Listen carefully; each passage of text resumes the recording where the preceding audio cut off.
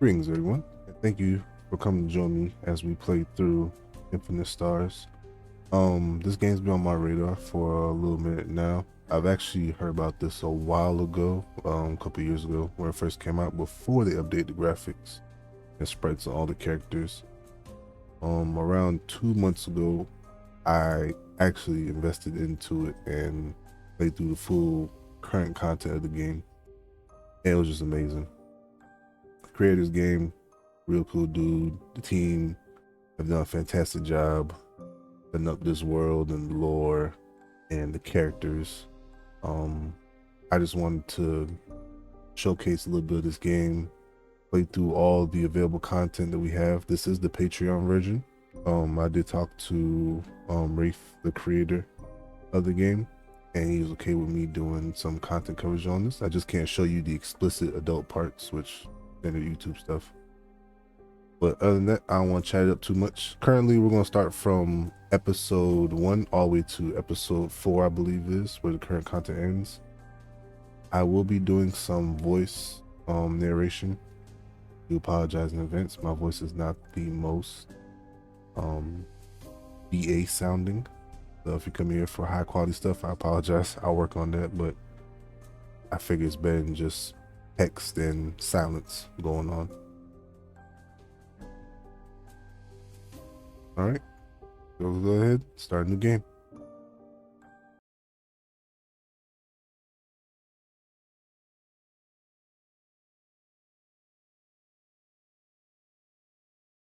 And we will be playing through the prologue because it does consist of the first 2 episodes. If you skip it, you start episode 3, so you basically miss out on I say you probably miss out probably about 30-40%. Nah, probably around 30% of the game. The first playthrough, definitely play through it, but if you want to fast track to where your actual character gets into the game, then you skip it. But we will not be skipping prologue. All right, and then we're going to type in our name.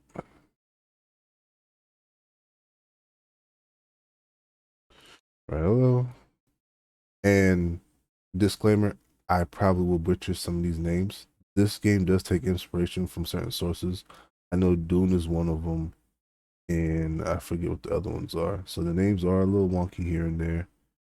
I will try my best not to butcher them, but it's probably going to happen.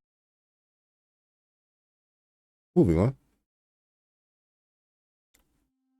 My name is Rilo. I am a Maabu, an envoy, a problem solver. Most people go through life not knowing who they are or what they are meant to be. They look for ways to add meaning to their lives. They try to find a purpose. I've always had a purpose. I was born into it. It is why I came to be.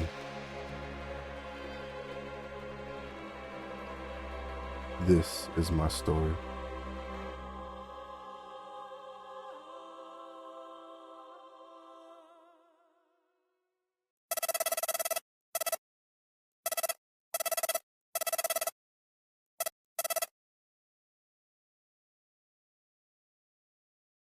All right, episode 1, the prologue. We are on the planet Katsi on the colony restricted orbit, and the time is currently 2347, which is 11:47 standard time, I believe.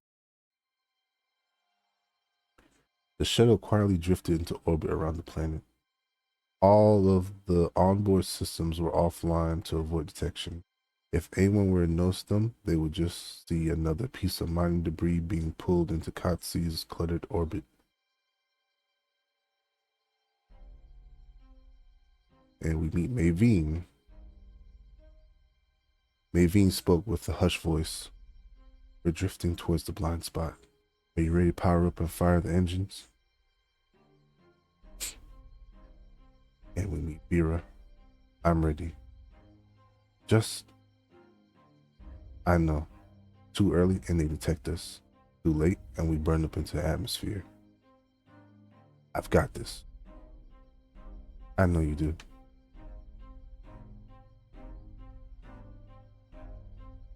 Vera glanced down at her wrist console, trying to anticipate when the all clear notification would ping. Her fingers were resting on the powered down controls that would bring the ship back to life. At the exact moment when the wrist console pinged, Vera brought the ship's consoles online. She moved her fingers over to engine controls in the preparation to fire them.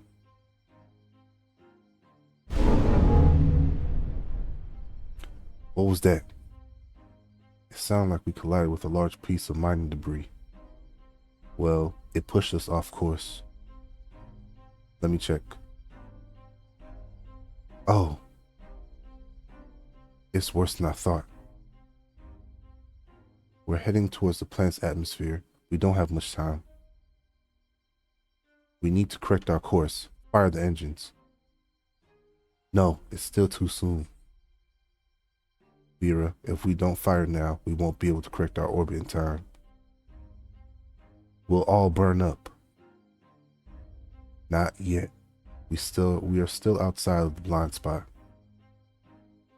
We only have a few seconds left. We need to wait. Firing the engines now will create a huge signature ping. The squids will know someone is here and they'll come to investigate. Our cover will be blown. Vera. Almost. Vera slammed down the thrust controls on the navigation console, pushing herself and Maevine back into their chairs. The engines roared as the tiny shell corrected its course, entering and maintaining its position, the blind spot, hiding safely among the debris. Is there any movement from the blockade? Did they detect us? No. It seems like we took a bit of damage from that impact. Is it serious? Vera's fingers glided over the console. Her eyes scanned the numbers and graphs on the display. He was still an ensign in the fleet. Oh, sorry about that, my keyboard. He was still an ensign in the fleet, but before this she had spent years as an assault marine. He was exceptionally adept at processing information fast and accurately. We have a minor fuel leak and a few dents. The atmospheric integrity seems to be holding. Praise be. It could have been much worse. I still don't understand why this is a covert mission. Why can't we just approach the colony and ask them what's going on? Aren't the squids supposed to be our allies now? Cephalus. And yes, they are our allies, but the situation is complicated. Katsi colony has always been in a restricted zone. Why now suddenly they deny us access to our own people? That's what we're here to find out. May, the collision, if we land, we won't have enough fuel to get back into orbit.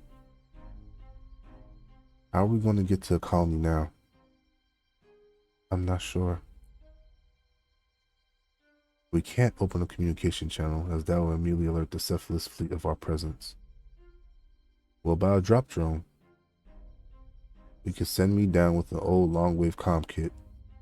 That could work. Even if the squids see the radio chatter, they'll just assume it's local planet side transmissions. They're called Cephalus, Vera, and yes, it could work. Alright, now we have a dialogue choice here. To be fair, I've only completed one full playthrough from start to finish of the current edition. I kind of want to change up some stuff differently than how I first did it, based on what I know. It's not anything super major, but option 1, we have you need to be careful as we don't know what's expected down there. It's too dangerous to send you down to the planet. Just send the comm kit.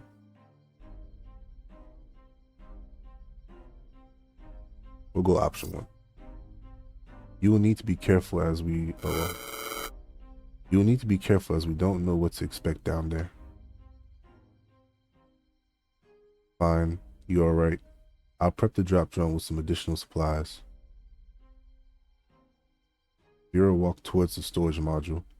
She was glad to be alone with her thoughts for a moment. Maevine was younger than her, yet she outranked Vera. Despite this, she trusted the younger woman's command implicitly. Her only concern was that Maevine didn't have the same instincts and experiences as herself. Vera's instincts told her that the people on the colony would need supplies, but she had to be careful in selecting what she packed. She couldn't risk unbalancing the drop drone. The pod was already fitted with the personal transport module, so it had all the basic survival gear. You could fit 4, maybe 5 additional supply crates in the pod if she stacked them securely in the center. I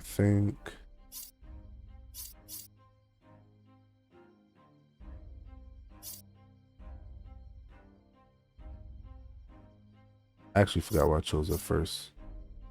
I believe it was, I think it was medical supplies. No, I think I picked food and water last time. We'll go medical supplies. The colony is probably in bad shape. They will need medical supplies. She wouldn't be able to pack a medicist drone, so she grabbed several dozen heat wands and nanogel packs. Thin skin sheets were always useful for burns, so she packed a few of those too. Next was adrenaline injectors, painkillers, and antibacs. Anything that could be useful while still fitting into the crates. It wasn't hard to fill up the crates, and once done, she packed them into the drop drone. She made sure to check that everything was secured. Lastly, she packed the old mobile long-wave radio backpack, tying it down on top of the neatly stacked tower of crates. Vera walked over to the secure storage module to arm and prep herself. She opened the security palm locked on the door and stepped inside. Vera immediately walked over to the combat suits. It had been a while since she had to wear one of these.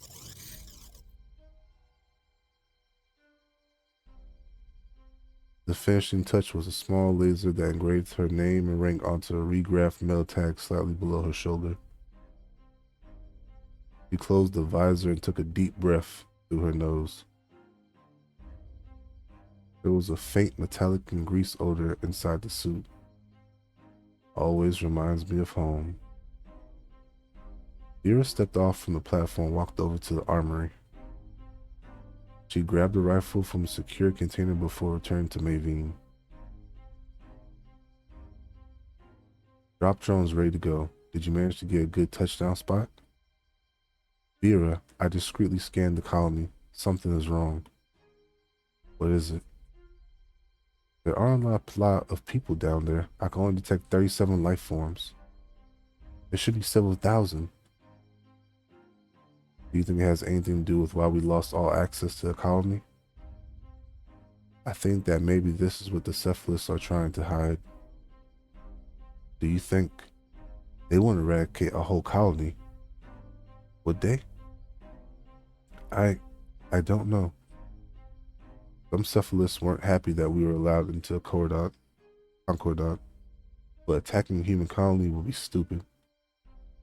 And the cephalists aren't stupid. If they did this and came to light, their Concordat membership would be revoked.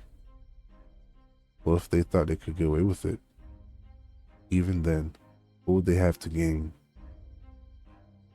I fought the squids in close combat during the Discovery War. They are a cruel species. For them, just inflicting pain and suffering will be a motivation enough. Maevine sighed quietly. It was war. I've seen the holoflicks and read the reports.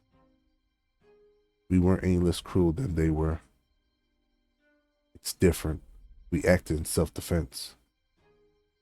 And each time we retaliated, they acted in self-defense.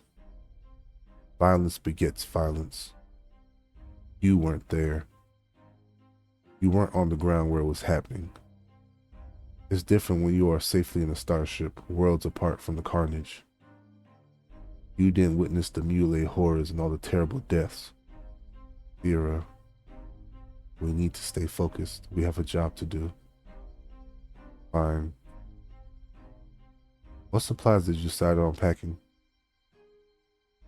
I figured they need medical supplies, and with that many people missing, there are bound to be injuries.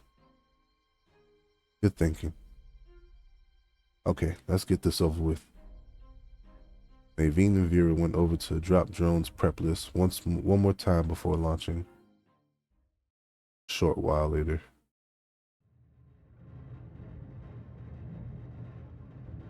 The drop drone engine screamed as it plummeted towards the planet, leaving a trail of engine exhaust as it descended. Every now and then, the entire pod would rattle from turbulence. Drop drones were slowly being phased out, but the demand for planet orbit relay transportation was so high that most transport shuttles still came fitted with at least one of them. Vera focused on her breathing, trying to calm herself down. She had always hated these unreliable transport drones. They were old and prone to failure. How are you holding up down there? Hot box, more fuel and expert. You're breaking up. I can barely hear you. We'll have to talk once you have touchdown. Cop that. Vera bit down her teeth. Her eyes were closed and her breathing was heavy. This is bringing back memories I would rather not have. I just need to focus. No need to panic. Just breathe in, breathe out, breathe. Her thoughts were interrupted by another sudden jolt of turbulence that sent a wave of rattles down the tower of tied-down crates. She opened her eyes, noticing that one of the secured medical crates had moved, shifting the drop drone's center of gravity. Alarms were going off. She could feel the drop drone's tilt from being off balance. The automated computer started complaining. Yeah, I'm not even going to try pronouncing that. I know it's a curse word, though. This universe has its own curse words, dialect, and language. Vera unhooked her safety harness tether and carefully started crawling towards the crates on all fours. If I can just shove it back into place and rebalance the center of gravity. Her hands and feet dragged on the floor and she clung to the support struts for balance, pushing forwards towards the crates. The computer was still nagging at her to correct her course. I know.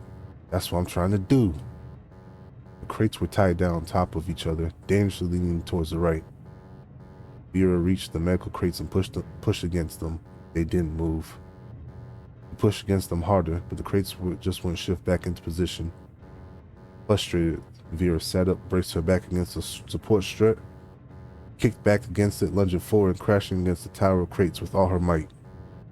As she catapulted her entire weight forward, her shoulder connected to the tower of crates. Ouch. The last thing Vera remembered was the white hot pain shooting through her entire body.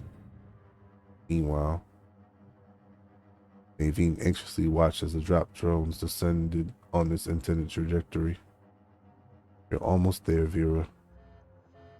Suddenly, the computer started beeping at her, and a bright red warning blinked on the screen. This can't be good. Naveen watched helplessly as the drop drones continued to veer off course. Each passing second sharpened the descent's curve downward. You need to stabilize it, Vera, or else the whole pod will start to tumble and tear apart. Naveen closed her eyes. She had never caused someone's death before, directly or indirectly.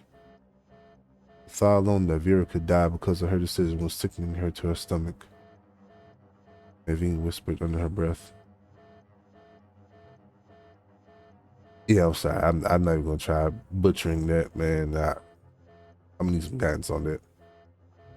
Please. It was like Vera heard her, acted on her warning. The drone suddenly started correcting its course, and the computer started moaning at Naveen. Naveen sighed from relief. I knew you could do it. Ravine watched as the drop drone continued to self-correct its trajectory. A short while later, it gently touched down only a few feet from where it was initially meant to land. She made it.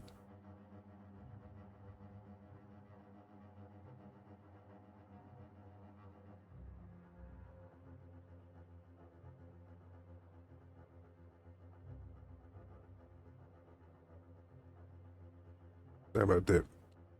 Ooh, I get some sips of water. Vera woke up from the nagging pain in her shoulder. She felt the sting of 2 injectors shoot into the back of her neck from her suit's built-in vital monitors. She knew one would be filled with adrenaline, the other was strong pain inhibitor. Started working instantly. She immediately felt more alert, jumped to her feet. She grabbed her rifle and stepped outside the drop drone. It had touched down safely inside the assembly square. She looked around the deserted exterior, scanning for any immediate threats. She heard the sounds of boots sprinting towards her. Not sure what to expect, she lifted the rifle, aiming towards where the sounds was coming from. A young teenage girl carrying a black and white cat in her arms came sprinting around the corner. She saw Vera with the rifle pointing at her. She froze mid-sprint and tried to turn around, causing her to fall down, sliding, skidding on the ground. He frantically tried crawling away out of Vera's sight as the cat dashed off. The girl looked terrified. Please, don't shoot. Hey, it's okay. I'm not going to shoot you. The girl stopped trying to crawl away and looked up at her. Vera could see the terror in her eyes. Are you okay? Did you hurt yourself? The girl scrambled back up to her feet and ran to Vera, looking back over her own shoulder as she approached. She had her index finger on her lips, indicating for Vera to be quiet. What's going on? Is someone chasing you? They'll be here soon. They would have detected your drop drone come in. Who? Who's coming? Sentinels. We need to hide. The girl tugged at Vera as she squeezed past her into the drop drone. Vera followed her reluctantly. Once inside, she could see the girl mentally taking in the contents of the drone and its interior.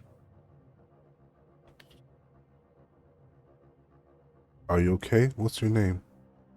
My name is Katya. Do you have any food? No, but there's a crate of medical supplies over there. Oh, okay. We'll need medical supplies too. We need to grab it and leave. Did you see in which direction Cleo ran? Hold off a bit. What's going on? Who's Cleo? My cat, Cleo. I'm not sure. Fine. I'll tell you wherever you want to know once we are safe. For now, we need to grab what we can and leave. Cleo will find me. You are safe here.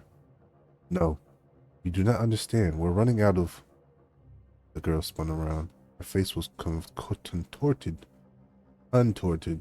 Jesus Christ, speaking is hard. Contorted in horror. We need to go now. Where? Why? Now. The girl ran towards the entrance and then briefly froze before jumping away from the door. It's too late. One of them found us. Vera lifted her rifle and walked towards the door. She had barely spotted the floating mechanical sentinel when she dodged out of the way from incoming blaster fire. What is that thing? It's a sentinel. It's been killing all the humans it could find. We'll see about that. Vera swung around the corner, her rifle kicking back into her numbed shoulder as it fired several bursts of ammunition. The sentinel expertly dodged all of them. It has a focus tracking computer. I won't be able to hit it without distraction. Vera looked at the girl, then without pause, she grabbed her and flung her outside the door. Where are you? Run! As the girl stumbled in the dirt trying to run for cover, Vera swung back out of the entrance. The machine was speeding towards the girl in the dirt, getting ready to fire at her. Vera opened fire at the sentinel once more.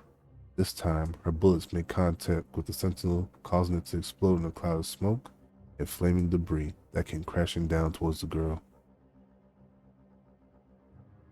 The girl was crouched on the ground, crying. Why did you? It was the only way. You were never in any real danger. How could you know that? I've destroyed a few squid machines during the war. They all function on the same old systems. But you never seen one of those before. You couldn't know it was the same. It was a calculated risk. So you just decided to take a chance and gamble with my life? Look, it was either going to work or not. If it didn't work for both of us, if it didn't work, both of us were going to die. So yes, I took a gamble and it paid off. But I thought I was going to die. I'm sorry, but there's no other way. At least you are safe now. No other way? What the hell is wrong with you? What is your problem? Just a thanks would be enough. It's not even necessary. Are you serious? A Sentinel had more empathy than you. And it's a machine. Whatever. Fine. When you're done having an emotional tantrum, let me know. I have adult business to discuss with you. That went by kind of fast. Luckily, you can always go back. Emotional tantrum? What the? Vera slapped the girl slightly across her face. Katya froze, unsure what just happened. What was that for? You thought you were going to die. You were high on adrenaline and clearly have tons of conflicting emotions competing for attention in your head. So you decided to slap me? The slap shocked your system and forced you to mentally recalibrate. I need information from you, and we don't have time for your emotions to run their course. There's something wrong with you. Do you really think slapping me will work? You tell me. I'm still very angry at you. Sure. While you are fuming about still being alive, what the hell happened here? I don't know. I need to report back about this colony. I'm going to need more than I don't know. What do you want from me? I want to know what happened here. Look around. The colony was slaughtered. But why? Your guess is as good as mine. About a week ago, a bunch of these sentinels showed up and started attacking us out of the blue. Were they looking for something or someone? No, they just came out of nowhere and started shooting people. My mom died right in front of me. We heard the shooting, the shouting and shooting in the streets, and hid in our house. The next moment, a sentinel burst in and just killed her. I was hiding under the table beneath some blankets. I could hear the machine moving around the house. I stayed hidden for 2 days before the hunger and thirst became too much. I was too scared to move, too scared to sleep, too scared to even breathe. I'm sorry you had to experience that. If it hadn't been for my cat Cleo, I would have no one left.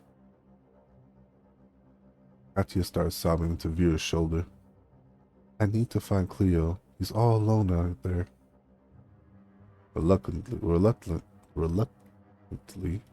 Vera put an arm around her.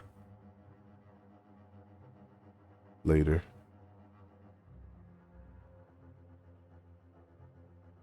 Vera was busy calibrating the perimeter alarms while Katia watched her work.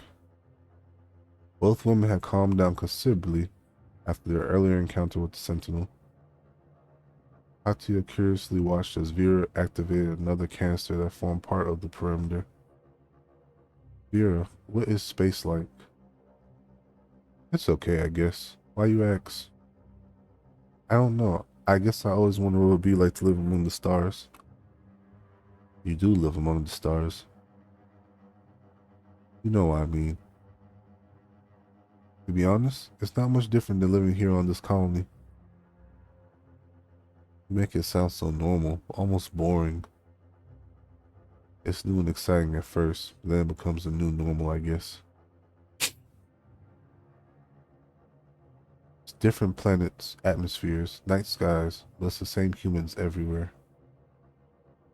That makes me sad. Why? You aren't missing out on much. I meant it makes me sad for you. You get to see all these different stars, planets, people, and it's just normal to you. Oh, if I have the opportunity to go all those places and meet everyone, I live in a constant state of wonder. You are still young. Everything has a sense of wonder and magic to it at your age. Well, I hope I never outgrow it. Hmm. Katya gently lifted a golden locket out of her robes. She opened it and looked at the picture inside. Kyle and I always spoke about traveling the stars together. The plan was to save up enough crypto credits to buy passage on one of the merchant starships. We see the universe together, side by side, and everything will be perfect. Now, I won't ever see him again. Vera's voice trailed off into silence. Was Kyle one of the colonists that Katya's eyes became teary? No. Kyle and his parents got transferred off planet a few years ago. We were still teenagers. He had no choice in the matter. He promised that he would come back for me. I still miss him every day. She slipped the locket back into her clothes. Vera glanced at the young woman. She felt uneasy, not sure what to say. Ever since she was a small girl, she liked to focus on tangible things she could change through action. She was good at getting things done, but real emotion made her feel uncomfortable. You couldn't bang with them with you couldn't bang them with a spanner or shoot at them until the problems went away. I, um, he was desperate to change the subject. Vera patted the final perimeter module. There, that should do it. The perimeter's up and we can get some sleep. Vera smiled at Katya in an attempt to lighten the mood. Thanks. The woman got ready to sleep. Vera didn't dare remove her combat armor. She slept with the automatic pistol next to her. Katya had found a comfortable spot against a crumbling wall where she took shelter beneath a dirty, discarded blanket. Vera was a light sleeper. The sound of soft sobbing woke her up. It was Katya, crying as quietly as she could. Vera stared at the ceiling. She knew she wouldn't be able to fall asleep again. She got up and walked over to the old comm kit, stamping her feet slightly harder than she needed to make sure Katya knew she was awake. The soft sobbing subsided. It was clear that Katya didn't want her to know she had been crying. Vera opened the comm channel. Hey, are you awake? Yeah, I'm here. How's it going down there? Did you see the preliminary report on the situation here? I did. What are your personal thoughts? The colony is in bad shape. I doubt they'll be able to rebuild without off-planet supplies and labor. I thought it'll come down to this. We will either have to evacuate and abandon or resupply. Lunar Command will have to make the call. Yep. We need to head back to the Tabitha and get out of here. Is it safe to travel back to the drop drone yet? It should be. Me and the girl will start for it at first light. Okay, stay safe and see you soon. Oh, Vera. Yeah? Be careful out there. Come back safe. We'll be fine. The sun was already high in the sky when Vera and Katya reached the drop drone. Katya swatted at the tiny tsetse flies that persistently kept trying to bite her. Got fucking biting flies out there? Shit. When they got close enough to see the drop drone, they briefly stopped to study the area. How do you know there aren't any more sentinels nearby? I don't, but we need to get back in orbit. The drop drone is the only way to do that. If you start the launch sequence, won't it attract the sentinels? Probably. I don't like this. I don't want to go. You don't really have a choice. Of course I do. I can stay here. You can't make me go. Vera sighed. You can stay, but it will be foolish. You'll die here. But it's my choice. You realize there won't be any supplies. No food, no clean water, no other people. This is my home. Everyone I ever cared for lived here. Lived. Past tense. Time to make a new home. I can't. What about all the stars and Kyle? Don't you want to see him again? See, there are people out there that still care for you. Vera and Katya start walking towards the drop drone. But I have responsibilities here. Like what? You're incredibly lucky that I found you. You have a chance to get off this planet. Don't waste it. I owe it to Cleo. You're willing to stay behind and die for a cat? If it wasn't for Cleo, I'd be dead already. I owe him my life. The cat. You don't owe him anything. He isn't keeping score. He'll be fine on his own. He won't. Fine. We can spare maybe an hour to look for him. Suddenly, blaster shots rang in the air, and a beam of bright, pulsing light deflected off of Vera's upper thigh armor. Vera immediately spun around to make sure Katya was fine. Run! Get inside the drop drone! Vera shoved the girl towards the drop drone entrance as she returned, covering fire in the general direction where the shots had come from. Strap yourself down. I'll be there in a second. We need to leave right now. But Cleo, shut up about the stupid cat. We aren't dying down here. Vera slowly backed up against the drop drone, shooting in the direction of anything that moved. You couldn't quite make out where the sentinels were coming from, or exactly how many they were. There seemed to be at least 4. She fired her last shot and slipped into the drop drone. When she entered the drop drone, she hit the emergency lock interface next to the door. The door made a loud hissing noise as it closed. There are 4 more sentinels approaching fast. We need to leave right now if we want to leave at all. Vera punched the launch sequence and turned to strap herself in.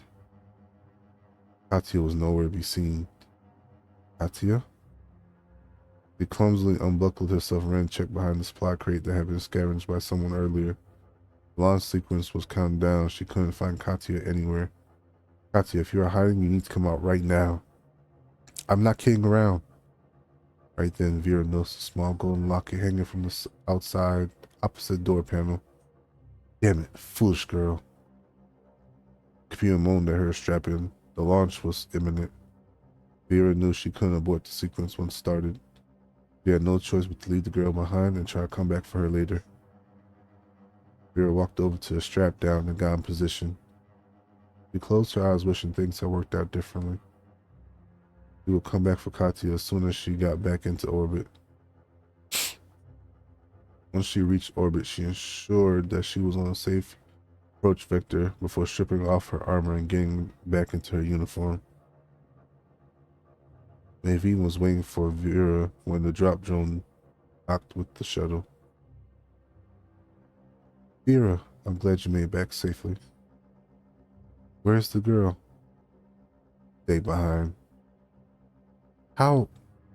She is an idiot. You went back for her cat. You have to go back for her. I know. I'll prep the drop drone for re-entry. Okay, we need to hurry. I don't know how much time before the scouts spot us. We can fool the sensors at long range, but it's getting close enough for the scans to identify us as non-debris. There was a soft rustling from one of the crates.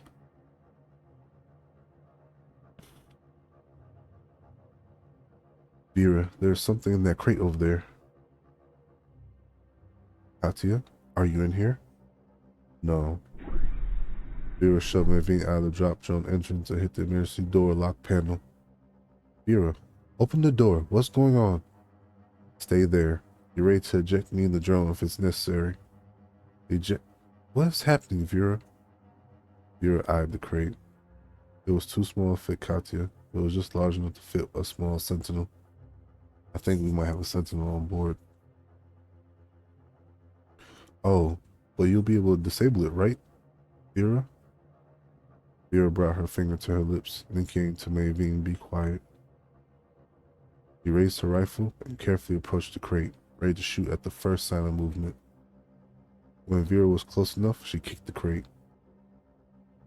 A ball of angry claws and black and white fur jumped out of the box in distress, hissing, running, looking for a spot to hide. Cleo, are you kidding me? Cat jumped onto one of the crates, arching his back and hissing at Vera. Oh, you have no idea how much trouble you've caused. Katya stayed behind because of you. Come here. You can't be running free on a starship. Cleo expertly dodged as Vera lunged for him. I'm serious. You'll just get into maintenance desks and chew on the electrical cables or something. Vera managed to corner a hissing Cleo in one of the empty crates. At that moment, the drop drone door opened and Mavine stepped in. I had to manually override door security. Where are you? Cleo dashed out between Vera's legs and leapt into Mavine's arms. Oh, you poor thing. Are you alright? Yeah. Good. You caught it. Give it to me and I'll dispose of it. Vera, it's a living creature. You can't just dispose of it. Well, we can't keep it here. Why not? It's a wild animal. It's going to pee everywhere. Besides, what would you even feed it? We're a short supply of baby birds. It's not a wild animal. That girl's going to be very upset if you got rid of her cat. And it's not permanent. It's just until we can reunite them. Fine. We'll be fine finishing up here. I need to get back to the consoles. Sure, I can handle this. Mavine walked away, still holding Cleo in her arms. Vera was all alone, going over to the crates and checking various interfaces and finding issues. Now that she was alone again, her demeanor changed. Why couldn't she have just listened? Now you are down there, and the whole reason you stayed behind is up here. When Vera finished checking everything, she walked out to meet up with Mavine. Vera, we have a problem. That Cephalus scout spotted us. They want to talk. Good. I want to talk to them too. Face to face, so I can punch one of them in their puffed up heads and... No, we aren't supposed to be here. And punching someone will either get us killed or create a diplomatic incident. Fine, but let me still do the talking. I've had the most experience dealing with squids. I don't think that's a good idea. You're too... With respect, I know how to deal with them. I promise that I'll be calm. Very well, but don't blow it. I won't.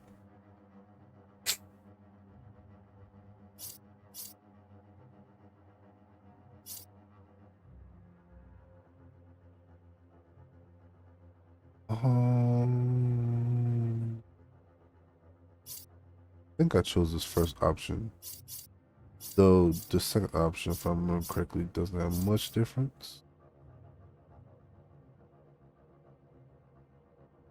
But I won't be truthful. Squids value truth, but I think we should just come out and tell them why we are here. If you're sure, I trust you.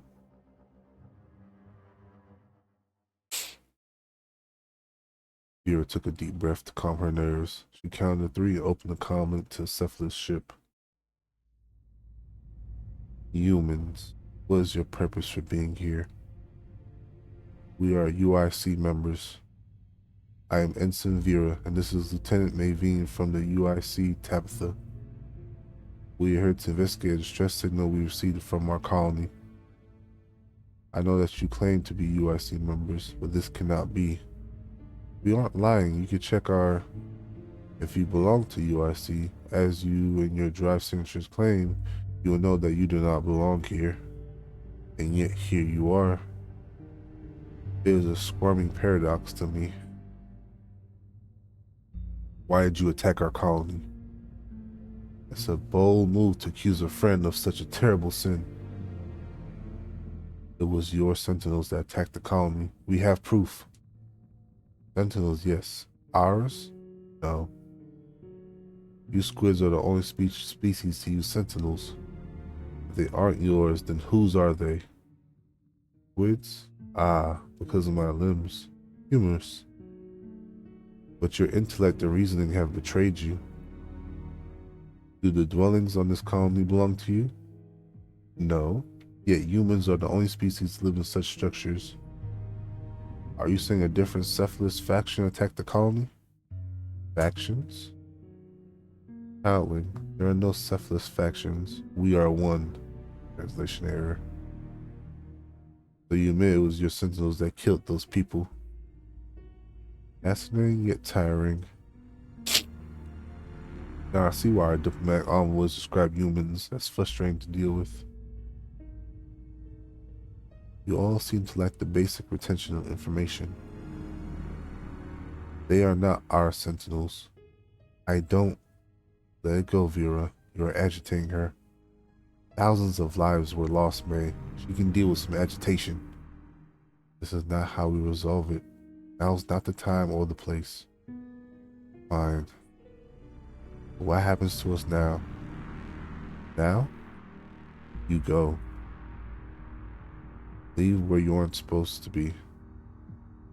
You aren't going to capture or kill us? We are embraced, are we not? Embrace?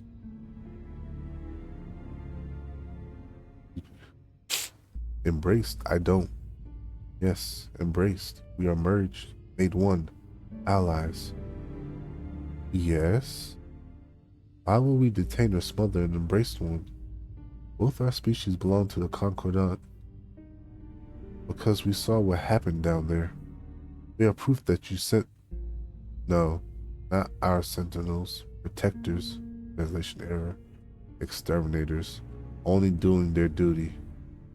Doing their duty? Protecting you from unarmed civilians? They were innocent people.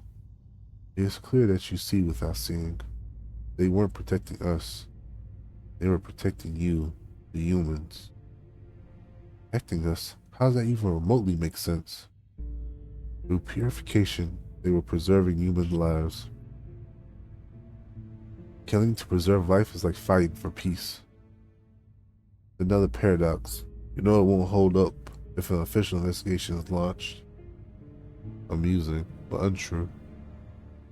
The Sentinels acted in truth with their intended purpose. There was no wrong done here. No wrong was done here. Thousands of... Hey, let's not push it. We need to leave before she changes her mind about smothering us. I do not want to experience anything remotely related to know how I'm imagining it.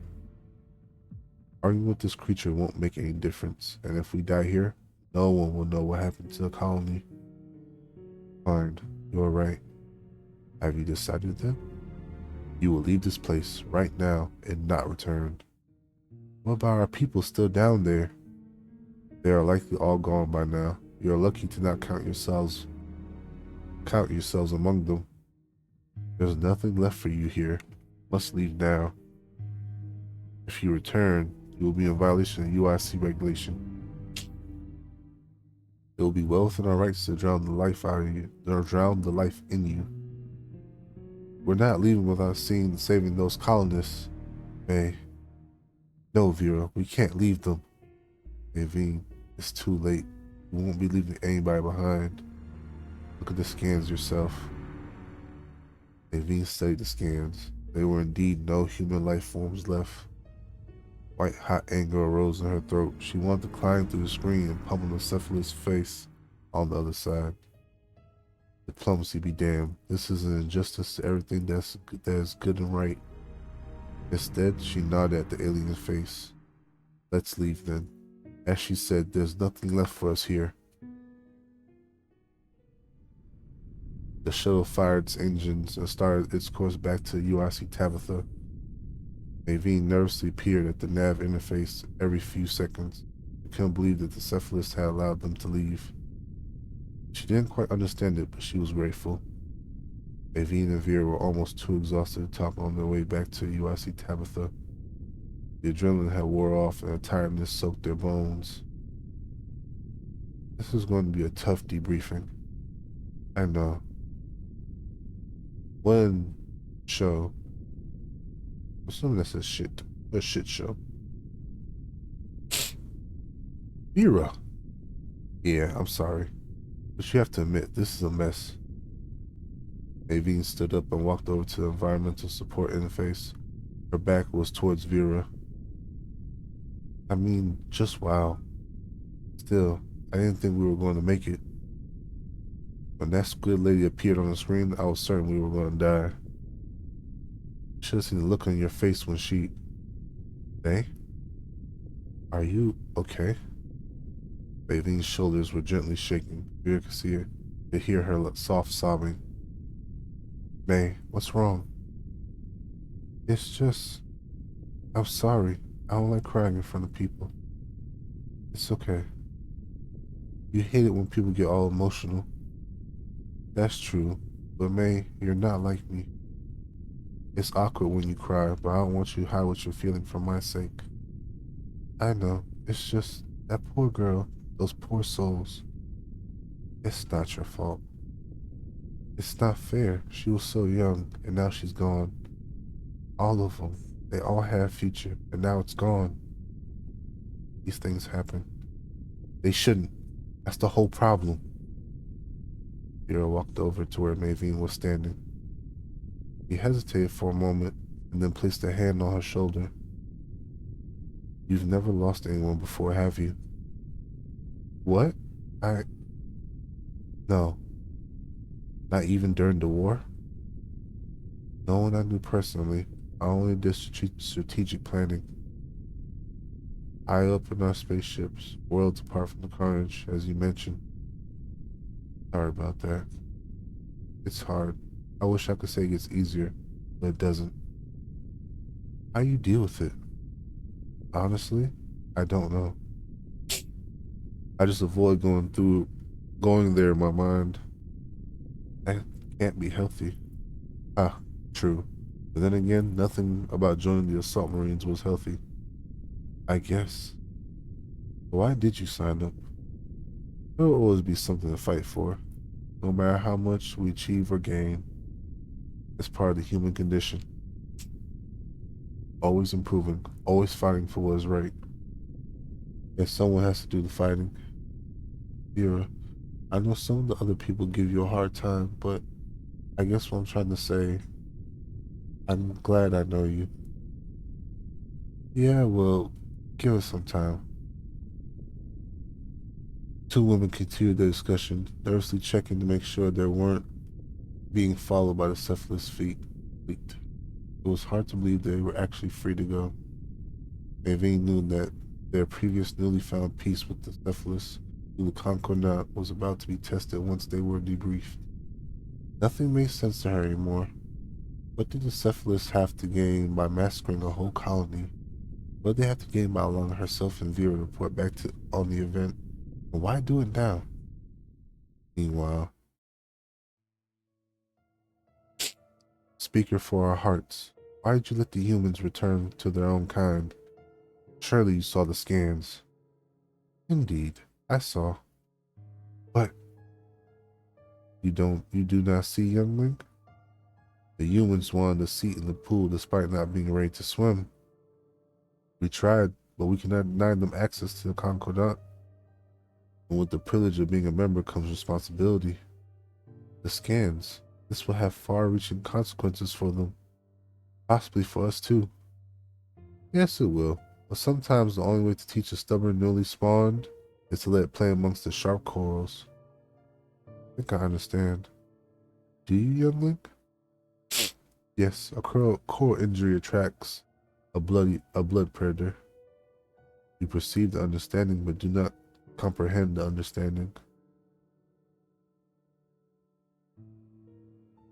The humans are embraced with us. We wish them no harm. Others might not be as kind. It's better that they learn this lesson from a friend. What if they realize too late or can't tame it? You disappoint me. You know the answer to your question. I wish for them to learn, to overcome, become wiser. It is a kindness. If they cannot adapt, then they will perish. That will too be a kindness. Time will tell which kindness we showed here today.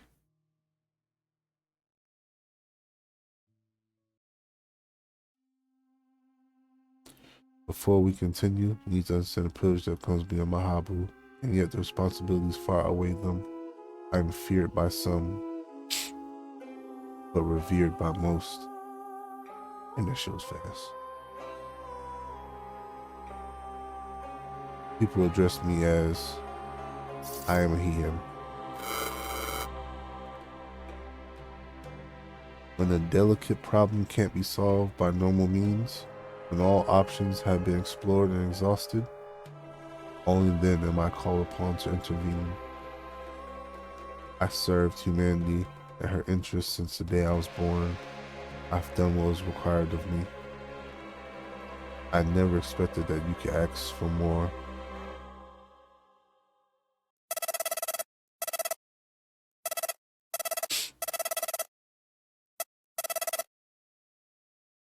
All right, we're gonna wrap this up here.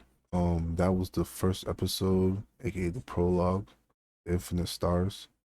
In the continuation, we start episode 2 and taking the reins of Christopher on board the UIC Tabitha. I want to thank everybody for joining me as I played through Infinite Stars. I hope everyone likes it. I do apologize about the voice acting if it's not the best. I am a little bit sick, so if it sounds a little grainy, I'll probably wait till I get a little bit better. I'll continue on. But as always, pleasure to have everyone here. I hope you have a good day and a good night.